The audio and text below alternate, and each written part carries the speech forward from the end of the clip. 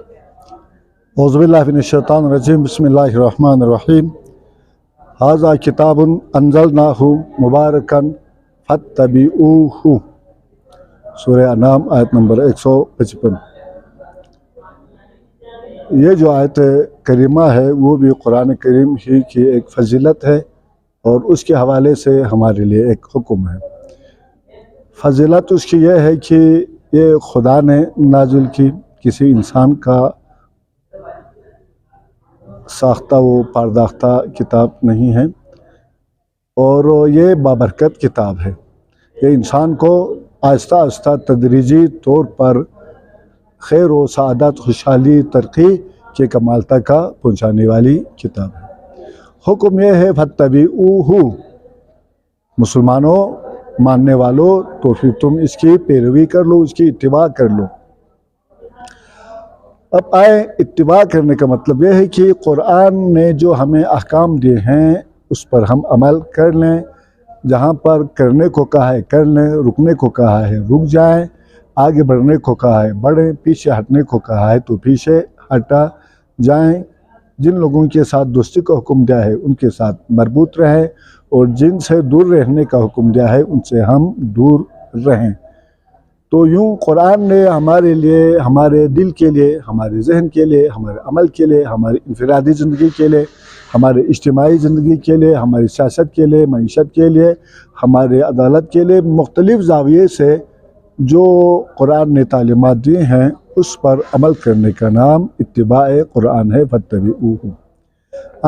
قرآن پر جب عمل کیا پیغمبر اکرم صلی اللہ علیہ وآلہ وسلم کی مختصر حیات طیبہ میں،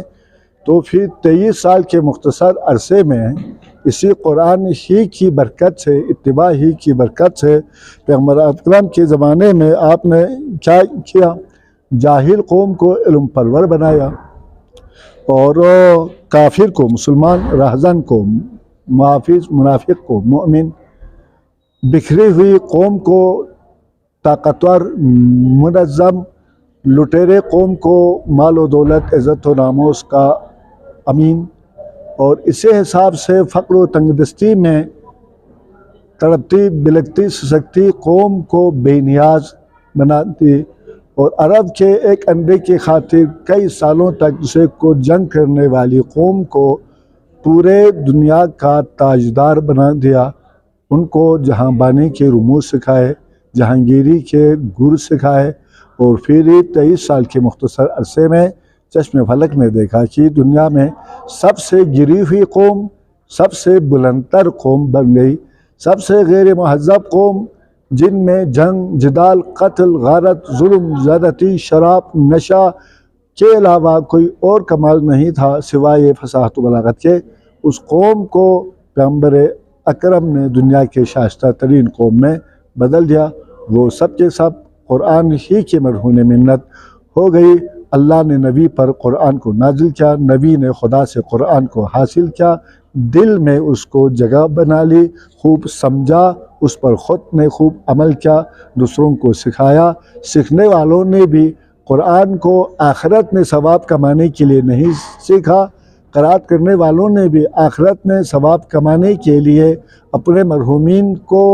آخرت میں کوئی سہولت دینے کے لیے، پیکیج دینے کے لیے انہوں نے قرآن کی تلاوت نہیں کی، بلکہ جس نے بھی قرآن کو پڑھا سمجھا اس نے دنیا میں ہی اس پر عمل کرنے کے لیے پڑھا اور سمجھا، اور اس کی وجہ سے ان کی زندگی میں تبدیلی آ گئی، ان کی فکر بدل گئی، سوچ بدل گئی، جذبات، احساسات بدل گئے، تعلقات بدل گئے، عمل کی ترجیحات بدل گئے، اور یوں مجموعی طور پر ان کا نظام حیات بدل گیا۔ نظام حیات بدل جانے پر ان کا معاشرہ بھی مکمل بدل گیا، ایک شیطانی معاشرہ تھا جو ایک الہی معاشرے میں بدل گیا۔ ہمیں بھی ایسا ہی کرنا، چاہے ہم محمد مصطفیٰ کے کلمہ گو ہیں، علی مرتضیٰ کے ہم شیعہ ہیں، تو پھر وہ کام جو محمد اور علی نے کیا اور اپنے قوم سے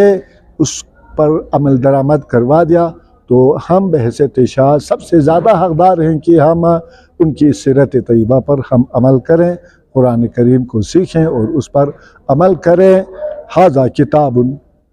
یہ ایسی کتاب ہے انزلناہ جسے ہم نے نازل کیا ہے مبارکن بابرکت ہے، تمہیں کمال تک پہنچا دینے والی کتاب ہے، فاتبعوہ، لیکن شرط یہ ہے کہ تم اس کی اتباع کرو، اس کو سمجھو اور اس پر عمل کرو۔ خداوند ہمیں کتاب خدا کو اور محمد و آل محمد کو سمجھنے اور ان کی تعلیمات پر عمل کرنے کی توفیق عطا فرمائے۔